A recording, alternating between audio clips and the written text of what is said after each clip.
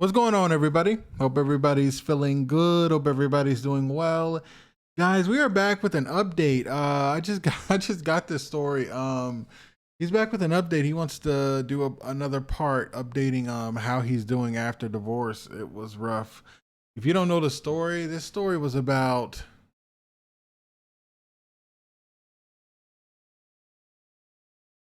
a guy by the name of Jeff. His wife cheated on him. He filed for divorce, and she came crawling back. She would not go away. She was begging. I'm sorry for cheating in your home, in our marital home. It's just the typical disrespect. He's back because divorce, man. Like, he wasn't expecting it. Like, a lot of people don't expect to go home and catch your wife cheating. You don't expect that stuff. So, but anyway, guys, if you don't know what I'm talking about, I just did this story yesterday. The story was yesterday. So if you don't remember yesterday's story, I'm going to play that first in the beginning. But if you want to go straight to the update, go down to the description and click update. Let's get into it. Wow, what a piece of work. What a piece of work. Take me back. I'm sorry. It wasn't anything. It wasn't love. I love you. You do not love him if you're cheating on him with your coworker for a while. Subject: she cheated, I filed, and she still came crawling back. Part 1. Hey man, my name is Jeff. I'm writing to you from Minnesota, and honestly, I found your channel one night while scrolling YouTube, trying to make sense of everything. It was late. I couldn't sleep. And I'd been Googling things like, why do women cheat? And why do cheaters come crawling back? I didn't expect to land on your videos, but once I did, I was hooked. I watched at least 6 of your uploads that night. Real stories, real pain, real clarity. It felt like I wasn't alone anymore. I saw all types of videos: male dating gurus, female relationship coaches, even a couple guys giving tips on how to make your cheating ex miss you or get her to come back crawling. But here's the thing. I didn't want her to come back. I wanted her to leave me the hell alone. I wanted to feel like I had control again. I wanted peace. But no matter how clear I made things, no matter how far I tried to distance myself, my soon-to-be ex-wife Minnie just wouldn't let go. She begged, pleaded, showed up crying, screaming. It was like trying to outrun your own shadow. Let me back this up and tell you everything. Minnie and I had been married for just under 6 years. We met at a friend's backyard barbecue, and at the time, she was this charming, bubbly woman who seemed to light up every room. We clicked fast. I'm a laid-back guy, blue-collar, working HVAC, and I'm not flashy or anything. She liked that about me, or at least I thought she did. She said I was steady and the calm she needed. Things moved fast, and within a year and a half, we were married. For a while, everything seemed normal. We had some rough patches, money issues, her spending habits, some communication problems, but nothing that felt relationship ending. But about 5.5 years in, I started noticing weird shifts. Little things at first. She started guarding her phone like it was nuclear codes. She'd tilt it away from me when texting, silence it during dinner, which she never used to do. And her work hours got odd. Before, she'd work a consistent 9 to 5 at her job as a scheduler for a dental office. Now she was staying late a lot more. Random lunch meetings that didn't make sense. And her attitude? Distant, snappy, almost like she was looking for reasons to fight. Then came the day that confirmed everything. It was a Tuesday. I remember it like it just happened. Minnie came home from work, looking off, nervous, twitchy, like someone who had something to hide. She didn't greet me like she usually did. No kiss, no smile, just a mumbled, "Hey," and she beelined straight to the bathroom. Wanted to shower immediately. Now Minnie wasn't the kind of woman to hop in the shower the second she walked in. Usually she'd pour a glass of wine, unwind, vent about work. But not that day. I even leaned in to kiss her, and she pushed me away. Said she was sweaty and needed to get cleaned up. That's when I noticed she left her phone on the kitchen counter. That was a red flag the size of Texas. For the past couple of months, that phone was glued to her hip. She'd even take it with her to the bathroom. Now it was just sitting there, unlocked. Well, not unlocked at first. I picked it up, and sure enough, the passcode had changed. She had never changed it before in all the years we'd been together. My heart sank a bit, but then I remembered something. Just a few days earlier, she'd hit a little four-way lottery and won around $900. She was giddy about it and kept repeating how those numbers, 4, 8, 12, 16, were her lucky numbers now. So I tried it, 4, 8, 12, and boom, I was in. I wish I could say what I found shocked me, but honestly, by that point I think I already knew. It was everywhere. Text messages with some guy named Alex, a coworker apparently, but not just texts. Facebook messages, Snapchats, pictures. I even found a damn screenshot of a Google Maps location pin where she said, "Be here around 2. Told Jeff I'm working late again." But the kicker? She didn't even go to work that day. She had been at this man's house, probably doing God knows what, while I sat there wondering what was wrong in our marriage. I waited until she came out of the shower. She came into the living room like everything was fine, in one of those fluffy robes she always wore after bathing. I looked her dead in the eye and said, "I know." She tilted her head like a confused dog. I said it again, louder. "I know, Minnie. I know about Alex. I know about the fake work shifts. I know you weren't at the office today." She tried to play dumb. "What are you talking about?" So I held up her phone. Her eyes went wide like I'd just pulled out a gun. "How the hell did you get into that? You invaded my privacy." She didn't even deny it at first. Her first reaction was to panic about how I got in. I told her I used her lucky numbers. That shut her up. I told her I was disgusted, that I wanted her to grab her stuff and get out, that she was free to be with Mr. Alexander, or whatever the hell his name was. She started crying, saying it was just sex. It didn't mean anything. I swear I don't love him. I love you, Jeff. She even dropped to her knees like we were in a damn soap opera, but I wasn't moved. I told her, "You did what you did. Now live with it." She packed a bag and left. As she walked out the door, she turned around and said, "You'll forgive me. I know you will. We'll go to counseling." I didn't say a word. I shut the door and locked it behind her, but that wasn't the end. Not even close. That night, the text messages started. First it was, "Please don't do this to us. It was a mistake. I can't live without you. I'll do anything. You're my husband. This was just a bump. He doesn't mean anything to me. I love you." It went on for days. Long paragraphs, desperate pleas, voicemails with her crying. Then one night, I got a Facebook message from Alex himself. I ignored it, but then a second one came. And this guy, wow, he told me that Minnie had told him she was in the process of leaving her husband and that she said we were basically separated already. Said she acted like she hated being married. He said he ended things with her once he found out she was lying about our relationship status. But the wildest part, he forwarded me a screenshot of one of her texts saying, "Jeff doesn't even touch me anymore. He's just there. I need affection. This is just for fun." So yeah, just sex, huh? A few days later, I sat down with a lawyer. He walked me through everything. Minnesota's a no-fault state, but that doesn't mean you don't pay a price. He said since we didn't have a prenup and had a shared account, everything would be divided. The house, community property, the money in the joint account, split.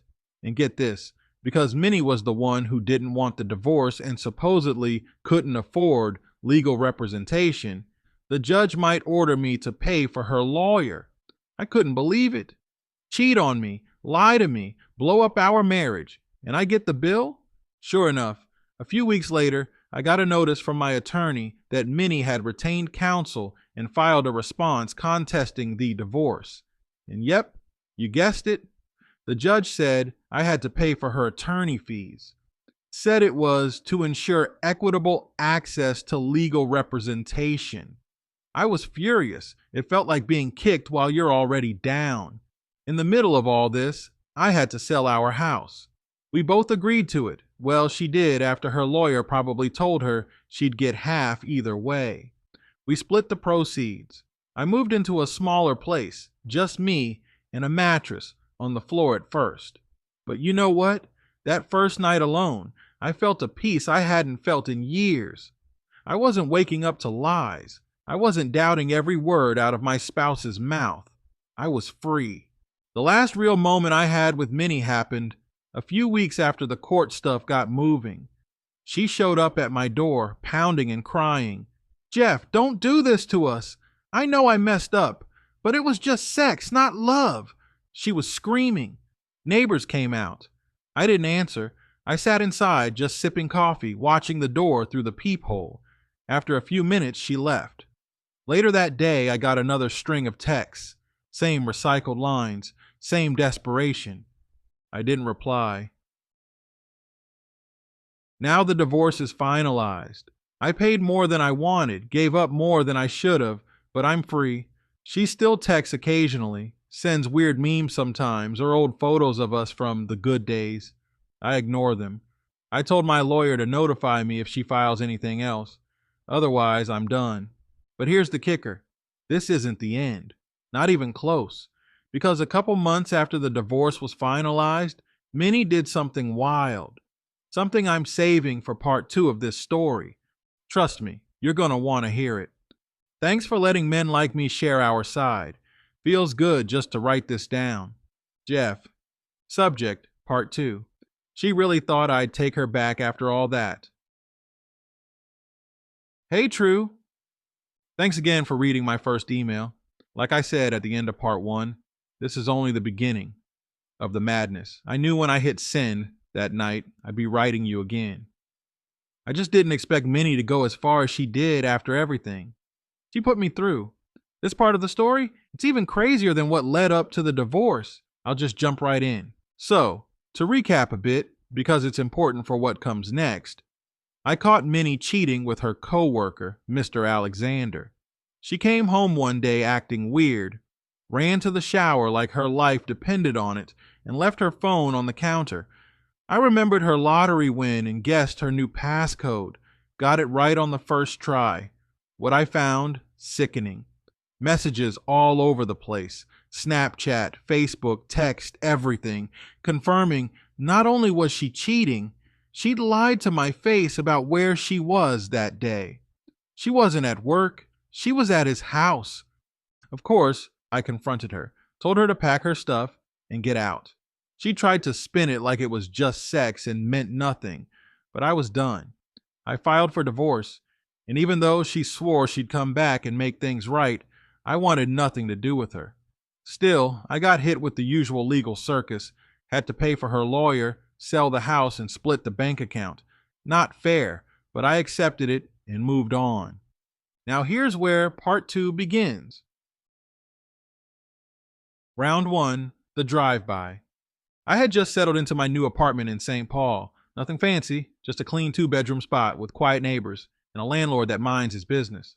I remember it was a Saturday morning. I had just come back from Aldi with groceries, cracked open a protein shake, and turned on some basketball highlights.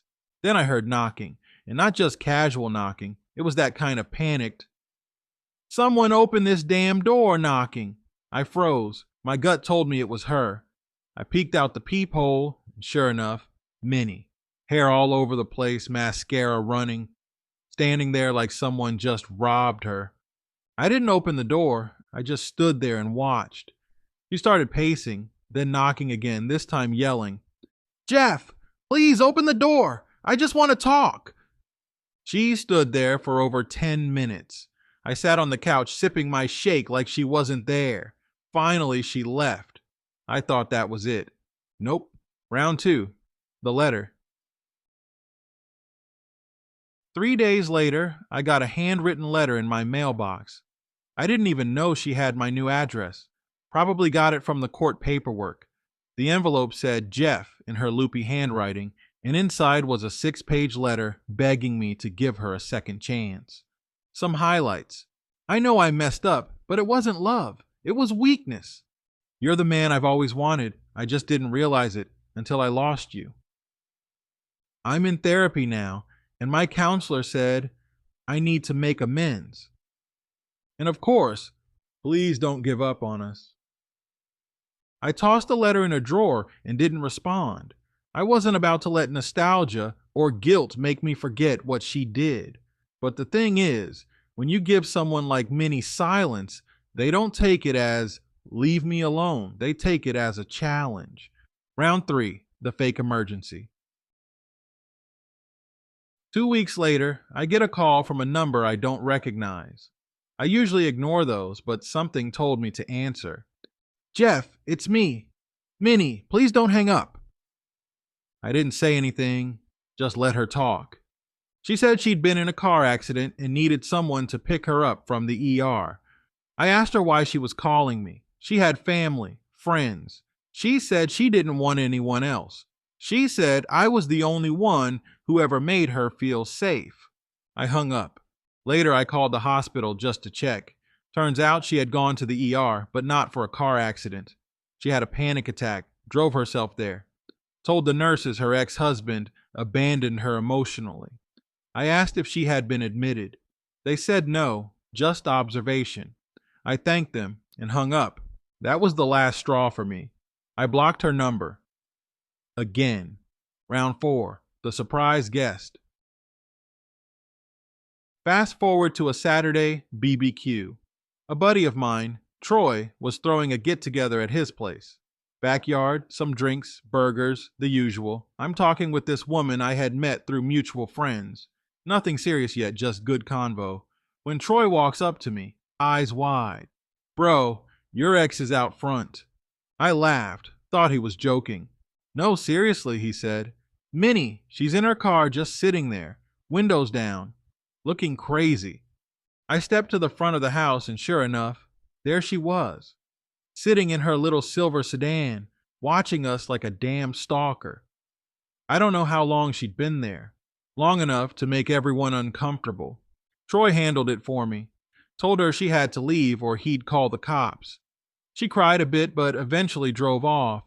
I thought about changing my number, getting a P.O. box, and all of it. But the craziest part? She wasn't done. Round 5, the birthday scheme. A couple of months later, my birthday rolls around. I hadn't spoken to Minnie in a while. I had a few good things going for me. Promotion at work, down payment on a condo, and even started dating a new woman, Tasha. Things were calm. Then I get a notification from my leasing office. A package had arrived for me. I figured it was something from Amazon or my mom. I pick it up, and it's a box, handwritten label. Inside, a birthday cake. My favorite kind, chocolate with peanut butter frosting, from Minnie, along with a photo album of our happier days and another note. We can still have a future, Jeff. Happy birthday. I tossed the cake and blocked her on every platform again. I mean everything. Facebook, Instagram, Venmo, even LinkedIn. But guess what? She made burner accounts. Round 6, burners and fake profiles. She started messaging me from random accounts. Jeffrey let me explain 89 was the first. Then, many men's hearts. Some messages were apologetic. Some were angry. Some made no sense at all. I don't get how you could just throw me away. You never really loved me, if you could walk away that easy. I was lonely, Jeff. That's all it was. You pushed me away with how cold you got toward the end. That one got to me. Not because I believed it, but because it showed how far gone she really was. Instead of owning what she did, she tried to rewrite history. Tried to make it about my faults, my coldness, my so-called neglect. All while forgetting she was the one who stripped naked for a coworker, lied to me, then played dumb. Nah, I wasn't having it. Legal, round 2. Harassment and restraining orders. After months of this nonsense, I finally talked to my lawyer again. He told me to start documenting everything: calls, texts, DMs, packages, drive-bys, all of it. Once I had enough, we filed for a harassment restraining order. She showed up to the court hearing crying, talking about how Jeff is overreacting and I'm just trying to save our marriage. The judge didn't buy it. Granted the order, 6 months, no contact. I felt relief for the first time in over a year. The aftermath and Minnie's final move so far. About a month after the restraining order, Minnie's cousin, who I still follow on social media, posted a photo of Minnie with some guy. No tag, no caption, just a photo. I figured she had moved on. Nope. Turns out she staged the photo to make me jealous. That guy, her cousin's friend who's married. She made up a fake new relationship just to get a reaction. I didn't respond. But here's the kicker. She still tried to reach out again through one of those anonymous Qanda apps. You know, the ones where you can send messages without revealing who you are. She said things like, "If you ever think about me, just know I think about you every day. You were the best man I ever had. I just didn't know how to be good enough for you." I ignored it all. Where I am now, I finally started sleeping better. My therapist says I'm healing. Tasha and I are still seeing each other, slowly, with no pressure. I'm rebuilding. I wanted to share this part of the story, not because I want sympathy, but because I know there's someone else out there going through the same thing. A guy who thinks he's the crazy one for not wanting to take back someone who betrayed him, for not listening to the sob stories, for not falling for "it was just sex" excuses. Don't fall for it. You're not wrong for protecting your peace. Minnie made her choice and now I'm making mine by finally closing this chapter of my life. But if you thought this was the end, well, you might want to wait for part 3, because guess what? Minnie showed up at my job last week. Yeah, that's a story for another day. Take care, Jeff. OP, you did the right thing. Salute to you. I told you already. Salute, salute, salute, man. You got to move on and do your own thing. Guys, be like OP. As far as you find something out, you move quickly. You divorce her, you get out of that situation. Do not stay with someone who disrespects you. Don't do it. It's not worth it. It's not worth it. Guys, let me know what you think about this in the comments. I'm going to catch you guys at the next one. If you want to send in a story, send it to truestorynation@gmail.com. Here, I'll put it on the screen. That is truestorynation@gmail.com. I'll catch you guys at the next one. Life After Minnie, Part 3. Finally, some good news. Hey man, thanks again for reading the last 2 parts of my story. I've got to admit, getting that mess off my chest felt like I finally let go of a weight I didn't even realize I'd been carrying. It still blows my mind how many people out there are going through similar situations. Watching your videos and hearing those stories gave me the strength to move forward. That's why I'm writing to you again. This time, it's not about pain or betrayal. This one's different. This time I'm writing to tell you about the good that came after the storm. I call this chapter of my life Rebuilding Jeff. And brother, I mean that in every way. Mentally, physically, emotionally, financially. You name it. Let me back up a little first, just to give some context. After the restraining order against Minnie was granted, which, by the way, I couldn't believe the judge signed off on it without much pushback, she finally backed off. I don't know if it was the court order, the embarrassment, or if Mr. Alexander finally got sick of her too, but she stopped showing up to my job, my apartment, my family's homes. Just stopped cold. That silence was eerie at first, but eventually it turned into peace. I hadn't had peace in so long I forgot what it sounded like. So what did I do with that peace? I went to work on myself. The first thing I tackled was my health. I hadn't realized how much weight I'd gained during the mess with Minnie. I was stress eating, barely sleeping, drinking too much on the weekends to numb it all.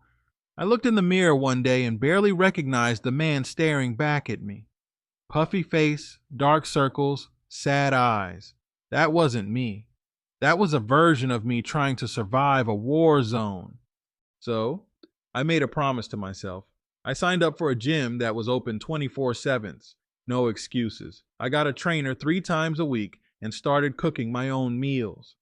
I cut out alcohol for a while too, just to reset. And man, I felt the change within weeks.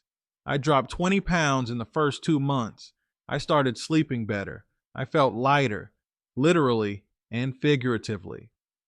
One of the best moments was when I walked into my barber shop and he said, "Yo, Jeff, you looking younger, man. You good?"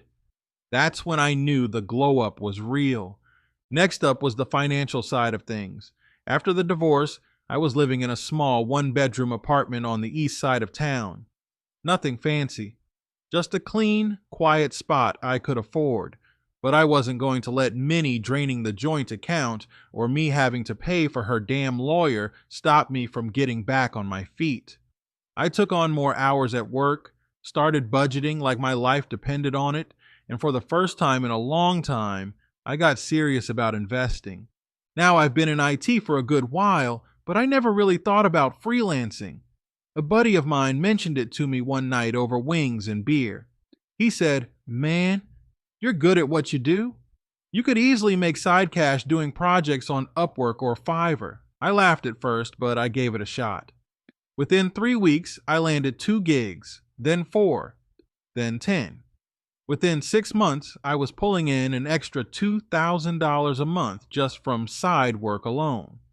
I used that money to pay off the credit cards, build up a new emergency fund, and start saving for a home.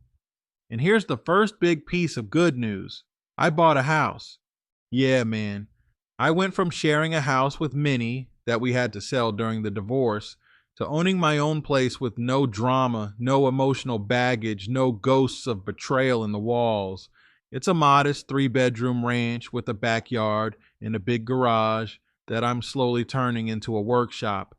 I even built a fire pit back there and invited some close friends and family over for a housewarming cookout. That night, sitting around that fire, someone said, "Jeff, this is the happiest I've seen you in years."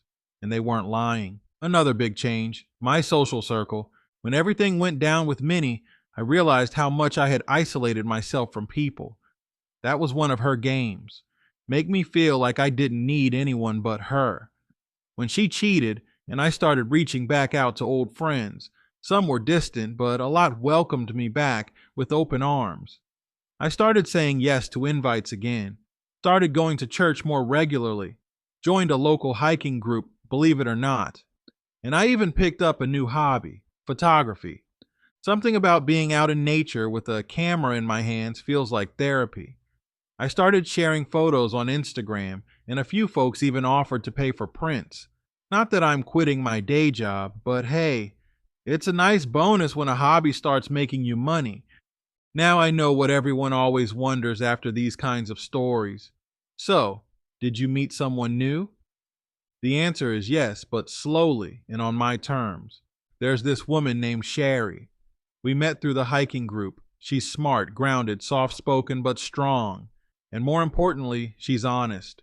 She doesn't play games. She's not glued to her phone. She doesn't have 37 guy friends. She's texting at 2 a.m. Just a grown woman who knows what she wants and respects herself. We've been seeing each other for about 5 months now, and we're taking it slow. She knows my story. I know hers. No pressure, no rushing, just 2 people enjoying each other's company. And the craziest part? I don't feel broken anymore. I don't feel like I'm carrying Minnie's betrayal into this new relationship. I did the work. Therapy, journaling, praying, all of it. I'm not perfect, but I'm healthy enough to love again. That's something I didn't think I'd be able to say a year ago. Oh, and here's one more thing I've been keeping close to my chest, but I want to share with your audience because I know someone out there needs to hear it. I started mentoring young men at a local community center. One of the kids said something that hit me deep. He said, "Mr. Jeff, how do you know when someone really loves you?" I told him, "Because love doesn't lie, it doesn't cheat, and it definitely doesn't disappear when things get tough." That's a lesson I learned the hard way. But if I can save someone else from going through what I did, it's worth it.